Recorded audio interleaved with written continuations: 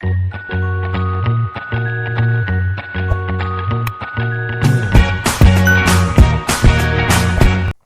Student, welcome to unite classes. तो हमने पिछले वीडियो लेक्चर में पढ़ा था कि profit and loss appropriation account के बारे में पढ़ा था।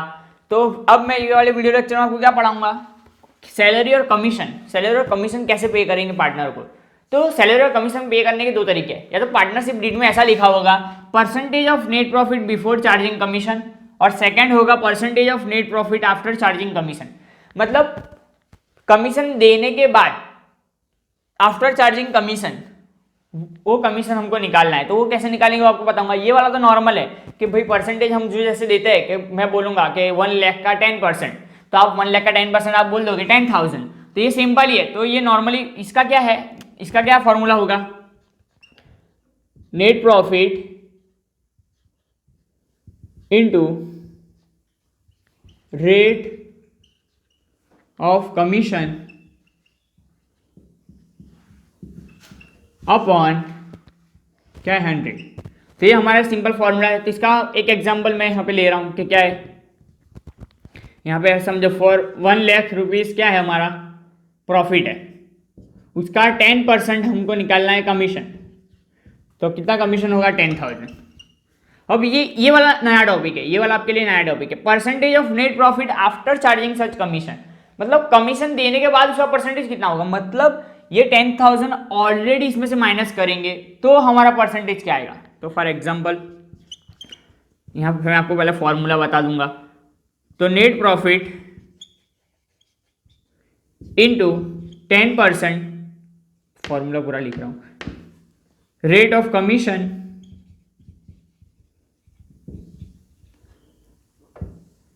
Upon 100 plus 10%। मतलब ये 10% क्या है, यहाँ भी आप लिखोगे रेट ऑफ कमीशन, रेट, मैं रेट सिंपल लिख रहा हूँ। तो ये आपका फॉर्मूला होगा। तो ये फॉर्मूला कैसे बनेगा मैं आपको दिखा दूँ। ये क्या है कि पहले हमने 10% ऑलरेडी ये निकाला और उसका 10% से ही हमने उस नीचे ऐड किया, तो टोटल 110% का 10%, मतलब ये आफ्टर चार्जिंग हो ही जाएगा। ये फॉर्मूला आप लगाओगे तो आफ्टर चार्जिंग कमीशन आपको मिल जाएगा। मतलब कमीशन डिडक्ट करने के बाद, मतलब जो कमीशन 1 लाख में से कमीशन निकलेगा 10%, उसको डिडक्ट करने के बाद कमीशन क्या निकलेगा वो हमको निकालना है। तो 1 लाख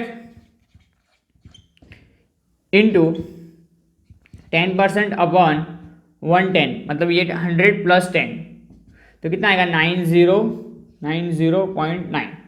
तो ये 9090.9 ये समथिंग आएगा। तो ये आपका आंसर ऐसे निकलेगा।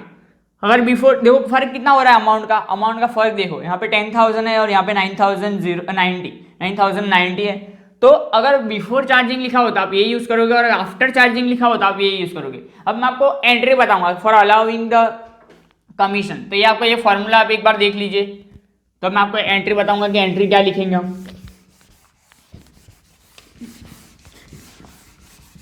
तो सबसे पहला सैलरी और कमीशन की एंट्री सेम ही जाएगी, सेम ही एंट्री होगी, सिर्फ नाम बदलेगा। तो सबसे पहला अलाउिंग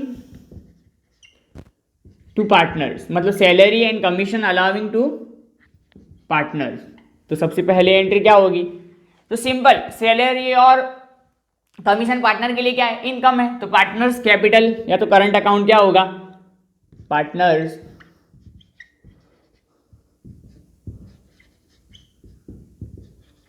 कैपिटल